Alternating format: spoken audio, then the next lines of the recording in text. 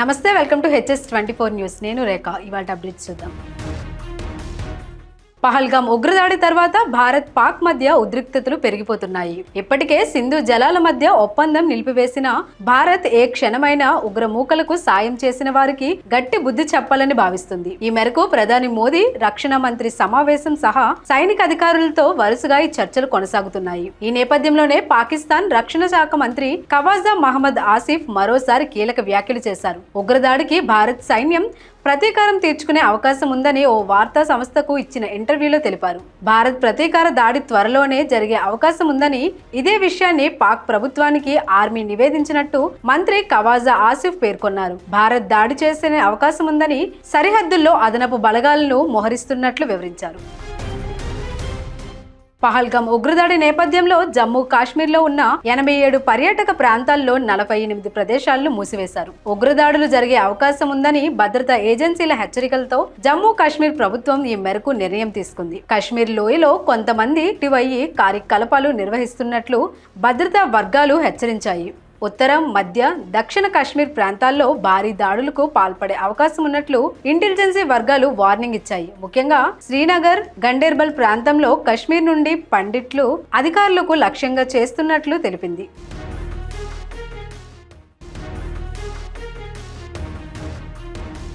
పహల్గామ్ ఉగ్రదాడిపై చర్చించేందుకు పార్లమెంట్ ప్రత్యేక సమావేశాన్ని ఏర్పాటు చేయాలని కాంగ్రెస్ డిమాండ్ చేసింది. ఈ మేరకు ప్రధానమంత్రి నరేంద్ర మోదీకి కాంగ్రెస్ అధ్యక్షుడు మల్లికార్జున ఖర్గే లేఖ రాశారు. లోక్సభలో ప్రతిపక్ష నేత రాహుల్ గాంధీ కూడా ఉభయ సభలను ప్రత్యేకంగా సమావేశపరచాలని విజ్ఞప్తి చేశారు. ఆయనతో పాటు మరో కొందరు ఎంపీలు సైతం పార్లమెంటును సమావేశాలను నిర్వహించాలని కోరారు. ఇలాంటి సమయంలో మన అందరం ఐకమత్యంగా ఉండి పోరాడాల్సిన అవసరం ఉందని చెప్పారు. అందుకోసమే వీలైనంత త్వరగా పార్లమెంట్ ప్రత్యేక సమావేశాన్ని ఏర్పాటు చేయాలి. అందరం కలిసి ఐక్యంగా చర్చించి నిర్ణయాలు తీసుకునేందుకు ఇది సరైన వేదిక అని లేఖలో పేర్కొన్నారు.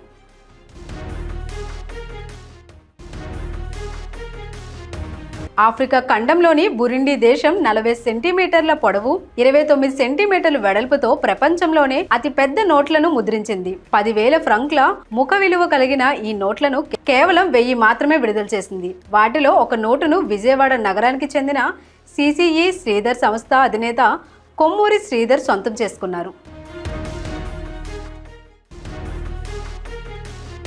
రాజధాని పునఃప్రారంభ వేడుకకు కుటుంబ సభ్యులతో కలిసి రావాలంటూ భూములిచ్చిన అమరావతి రైతులకు ముఖ్యమంత్రి చంద్రబాబు ఆత్మీయ ఆహ్వానం పలికారు. ఉండవల్లిలోని తన నివాసంలో అమరావతి అన్నదాతలతో సీఎం ప్రత్యేకంగా సమావేశమయ్యారు. రాష్ట్ర రాజధానిగా అమరావతికి చట్టబద్ధత కల్పించే అంశం వీరి మధ్య చర్చకు రాగా 2024 వరకు 2 రాష్ట్రాలకు ఉమ్మడి రాజధానిగా హైదరాబాద్ ఉందని, ఇప్పుడు ఆ ఇబ్బంది లేదని ముఖ్యమంత్రి చంద్రబాబు అన్నట్టు రైతులు తెలిపారు. అన్నదాతలు, మహిళలతో చంద్రబాబు ముచ్చరించి వారి సమస్యలు తెలుసుకున్నారు. వారి సందేహాలను నివృత్తి చేశారు.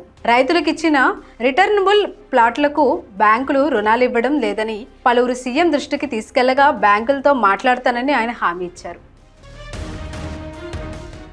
ఇవి ఇప్పటి వరకు అప్డేట్స్. మరిన్ని అప్డేట్స్ కోసం keep watching HS24 news. Please do like, share, subscribe our channel.